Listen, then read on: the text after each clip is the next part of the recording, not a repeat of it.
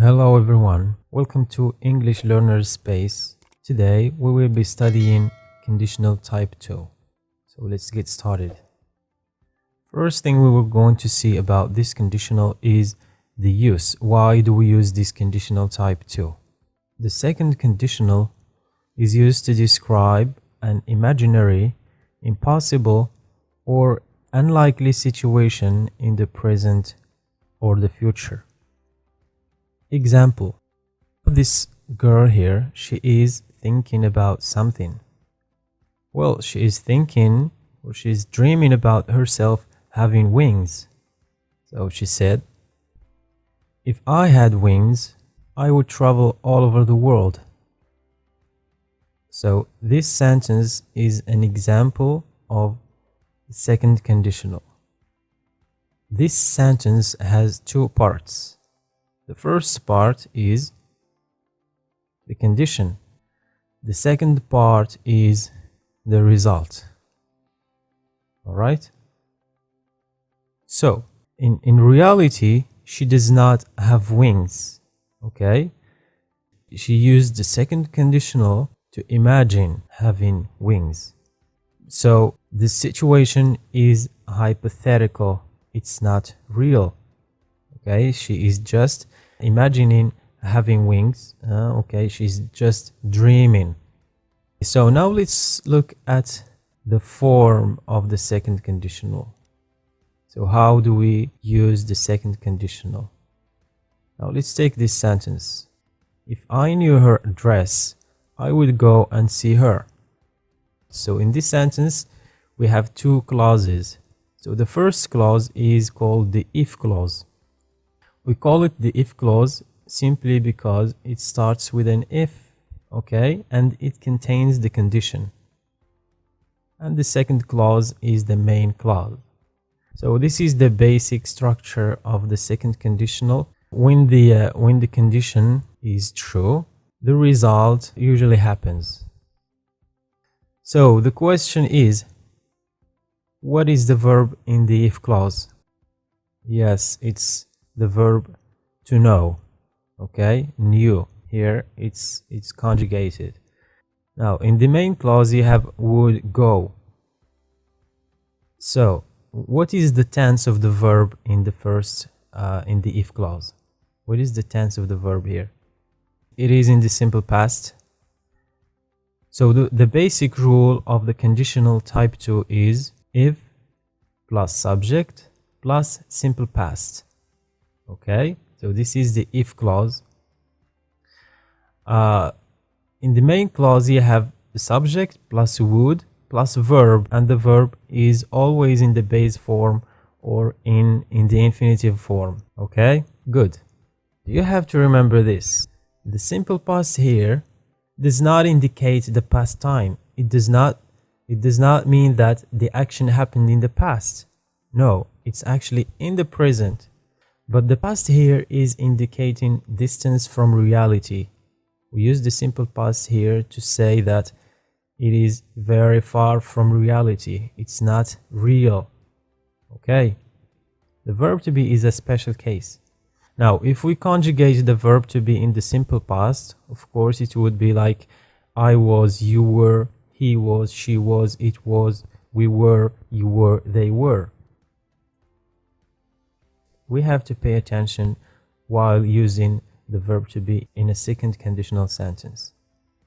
For example, if I were a bird, I would fly to Japan. So here we have the subject I, and normally we should put here was.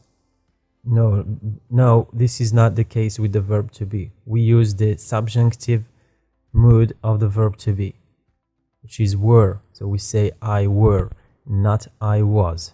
Okay, remember this. All right, so we use were instead of was. Okay, so we use were with all of the subjects. We say if I were, if you were, if he, she, it were, if we were, they were, and you were. Okay, so you don't have to use was. Now let's take these sentences. It's the same sentence. So can you tell me which one is correct and which one is incorrect? If he were rich, he would buy an expensive car. Number 2, if he was rich, he would buy an expensive car. So the first one is correct and the second one is incorrect. Now, there are things that you should pay attention to while writing a second conditional sentence. When we start with the if clause, if I knew her address, comma, I will go and see her.